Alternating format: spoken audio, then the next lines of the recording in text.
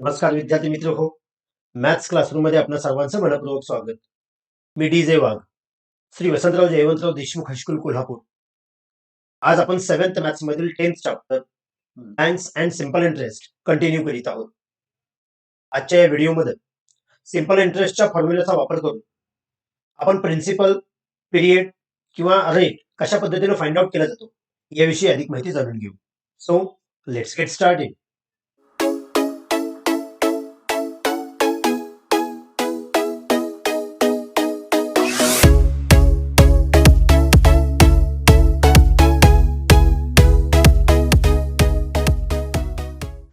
Okay students, यापूर्वीच्या व्हिडिओमध्ये आपण सिंपल इंटरेस्ट कशा पद्धतीने फाइंड आउट करायचं ते अभ्यास केलाय. ते थोडंसं पुन्हा एकदा रिकॉल करून घेऊया.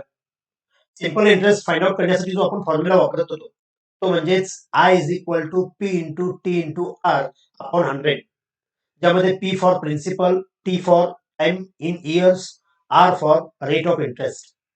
म्हणजेच आम्हाला प्रिन्सिपल, टाइम पिरियड आणि रेट जर माहित असेल तर आम्ही सिंपल इंटरेस्ट या फॉर्म्युल्याच्या आधारे फाइंड आउट करत होतो. एक एक्झाम्पल सॉल्व्ह करून इथं दिलेलं आहे, थोडंसं फास्ट मध्ये पाहूया. सपोज प्रिन्सिपल पी हा 25,000 रुपीज आहे, रेट हा 8 पीसीपीए आहे आणि टाइम पिरियड हा 3 इयर्सचा आहे. अशा वेळी जो इंटरेस्ट येणार आहे, टोटल इंटरेस्ट जो असेल तो P into R into T upon 100 या फॉर्म्युल्याने कॅल्क्युलेट करत असताना पी ची व्हॅल्यू 25,000, आर ची व्हॅल्यू 8 आणि टी ची व्हॅल्यू 3 या इथं व्हॅल्यू सबस्टिट्यूट केलेल्या आहेत आणि याला 100 ने डिवाइड केलेलं आहे. म्हणजे तिथं काय होतं पहा, हे 0 कॅन्सल होतात. म्हणजे 250 इंटू 8 इंटू 3 या तिघांचा जर प्रोडक्ट फाइंड आउट केला, मल्टिप्लिकेशन केलं तर आपल्याला 6,000 मिळतं. म्हणजेच या प्रिन्सिपलचं, या रेटनं, या पिरियडसाठी टोटल इंटरेस्ट हा ₹6,000 असेल असं आपण म्हणू शकतो. तर या प्रकारची उदाहरण आपण यापूर्वीच्या व्हिडिओमध्ये अभ्यास केले. आता यामध्ये थोडासा आपण बदल करायचा आहे. समजा आपल्याला रेट दिला नसेल, म्हणजेच विचारला असेल असं आपण इमॅजिन करून सोडूया. अशा वेळी आपल्याला इंटरेस्ट दिला जातो. हे प्रश्न कसा असेल पहा, इफ प्रिन्सिपल इज ₹25,000 हेच उदाहरण आपण इमॅजिन करून सोडूया. प्रिन्सिपल हेच आहे, टाइम पिरियड जो आहे तो 3 इयर्स आहे आणि जो इंटरेस्ट आहे तो ₹6,000 आहे. जर आपल्याला रेट विचारत असतील तर इंटरेस्ट त्यावेळी देतात. म्हणजेच हा जो फॉर्म्युला आहे, I is equal to P into T into R upon 100, यामध्ये आय, पी, टी, आर या 4 टर्म आहेत. यापैकी कोणत्याही 3 देऊ शकतात. आता इथं आपल्याला टी दिलेला आहे, पी दिलेला आहे आणि आर विचारलेला आहे. मात्र आर ज्यावेळी विचारतात त्यावेळी इंटरेस्ट म्हणजे आय ची व्हॅल्यू दिलेली असते. या व्हॅल्यू जर इथं सबस्टिट्यूट केल्या तर काय होईल पहा. Now suppose interest find out करण्याचा जो फॉर्म्युला आहे तो आहे असा लिहिला, P into T into R upon 100. आपण थोडंसं वेगळं उदाहरण केलेलं आहे. इथं आपल्याला इंटरेस्ट माहित आहे, 6,000 रुपीज इंटरेस्ट आहे. प्रिन्सिपल जे आहे ते 25,000 आहे.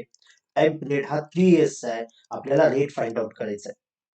म्हणजे रेट माहित नसल्यामुळे आपण आरच्या ठिकाणी आहे असं लिहिलेलं आहे. बाकीच्या व्हॅल्यू इथे सबस्टिट्यूट करतो. म्हणजे हे 0 ला 0 कॅन्सल होते. म्हणजे त्याच्या पुढची स्टेप कशी येईल पहा.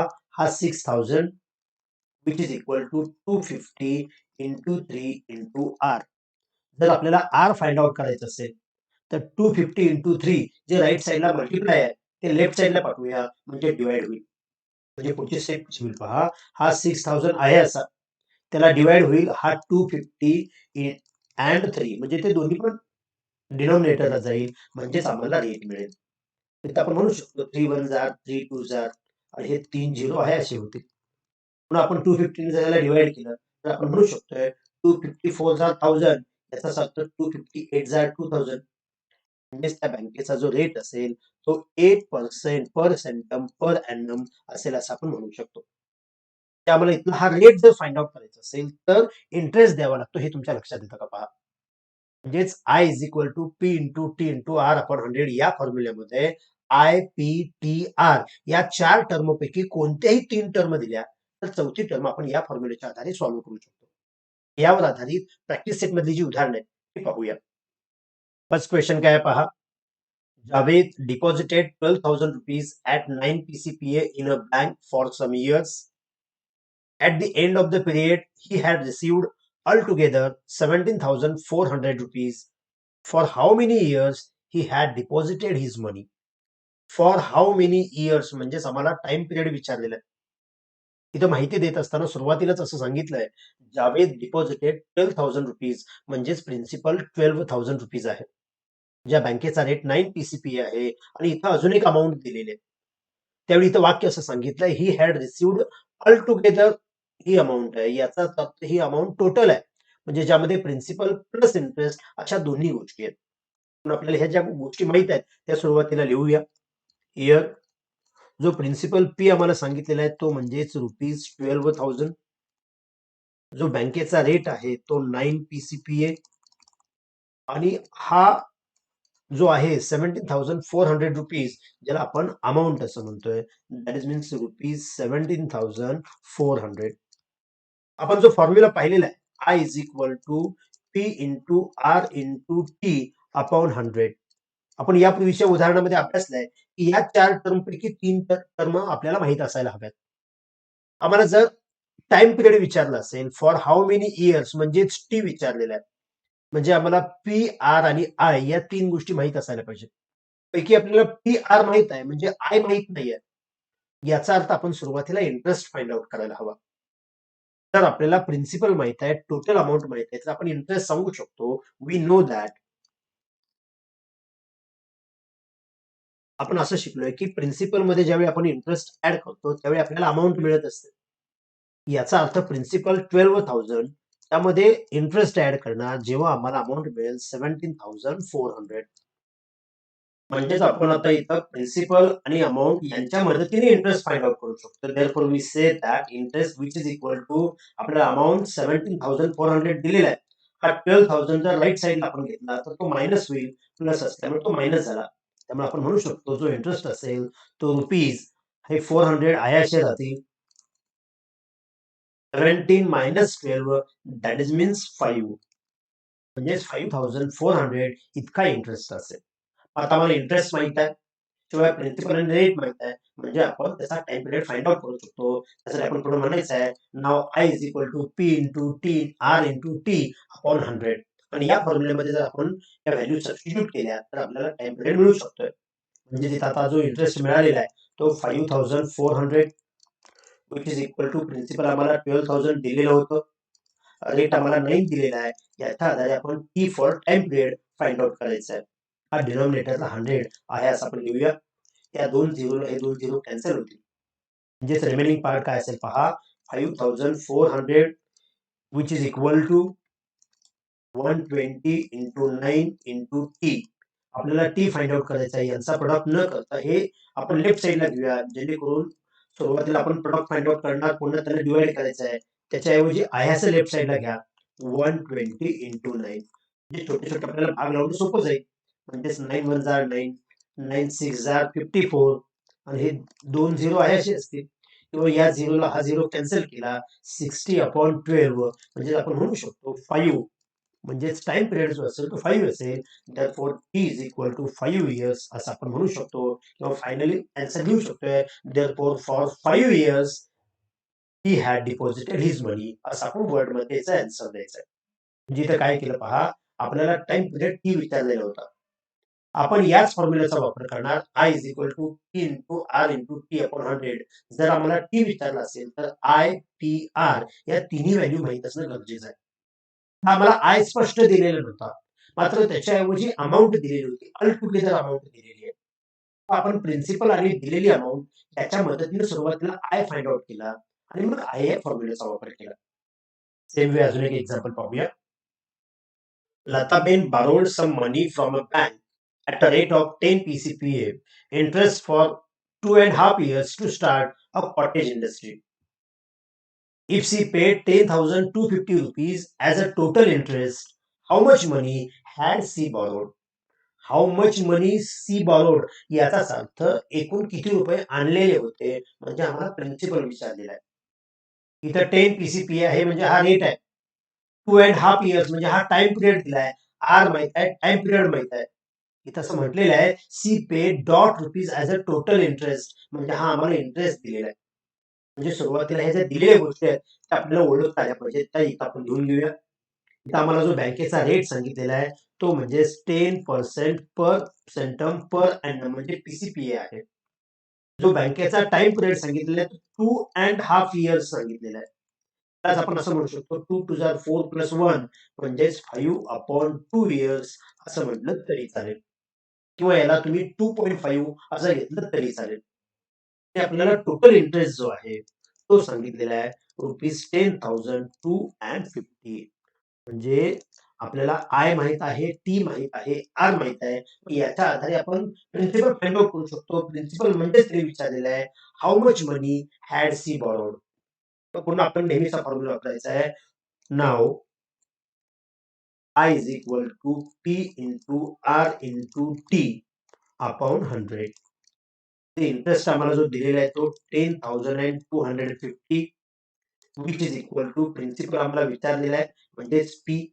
रेट जो आहे तो 10 आहे आणि टाइम पिरियड जो आहे तो 5/2 आहे. हा 5/2 लिहित असताना तुम्ही या पद्धतीने लिहिलं तरी चालेल. 5 न्यूमरेटरला लिहा आणि 2 हे डिनॉमिनेटरला लिहा. त्यापर्यंतचा भाग लक्षात येतो का पहा. आपल्याला ह्या ज्या दिलेल्या व्हॅल्यूज आहेत, आय म्हणजेच इंटरेस्ट 10,250 जो आयच्या ऐवजी इथे व्हॅल्यू लिहिली. प्रिन्सिपल म्हणजे आम्हाला अमाउंट टोटल विचारलेली आहे म्हणून पी आहे असा लिहिला. रेट 10 दिलेला होता. टाइम पिरियड आपण 5/2 म्हणजे सिंपल फ्रॅक्शनच्या फॉर्म मध्ये बनवलेला आहे म्हणून इथं 5/2 लिहिलं. तर तुम्ही इथं याला डेसिमल फ्रॅक्शन मध्ये जर पाहिलं असतं म्हणजे 2.5 असं जर इथे लिहिलं असतं तरी चालतं. मात्र त्यावेळी इथं मग 2.5 लिहायला पाहिजे. मग तो पॉइंट कॅन्सल करण्यासाठी न्यूमरेटर आणि डिनॉमिनेटर याला 10 ने मल्टिप्लाय करायचं. म्हणजे जर इथं आपण 2.5 लिहिलं तर न्यूमरेटरला 25 होणार 10 ने मल्टिप्लाय केल्यानंतर आणि डिनॉमिनेटरला एक्स्ट्रा 10 द्यायचा. त्याच्याऐवजी आपण काय केलेलं आहे सिंपल फ्रॅक्शन घेतलेला आहे म्हणजे 5/2. मात्र तो घेत असताना 5 आपण न्यूमरेटरला लिहिलं आणि तो 2 जो आहे तो डिनॉमिनेटरला लिहिला. हे थोडं आपण सॉल्व्ह करायचं आहे. त्यासाठी ह्या 0 ला 0 कॅन्सल होईल किंवा 5 वन जार 5 टू जार असा आपण अंशछेदाचा जेवढा भाग जातो तेवढा लावला. पण उरलेल्या स्टेप आहे अशा पुढे लिहूया. That is means 10,250 which is equal to principal आपल्याला फाइंड आउट करायचं आहे. इथं न्यूमरेटरला फक्त काही नाही शिल्लक म्हणजे 1 आहे. लिहिण्याची आवश्यकता नाहीये. डिनॉमिनेटरला 2 इंटू 2 म्हणजे डायरेक्ट असं 4 लिहिलं तरी चालेल. म्हणजे फक्त आपल्याला इथं डिनॉमिनेटरला 4 शिल्लक राहिलेला आहे. तो इथं लेफ्ट साइडला घेतल्यानंतर मल्टिप्लाय होईल. म्हणजेच 10,250 into 4 which is equal to P असेल.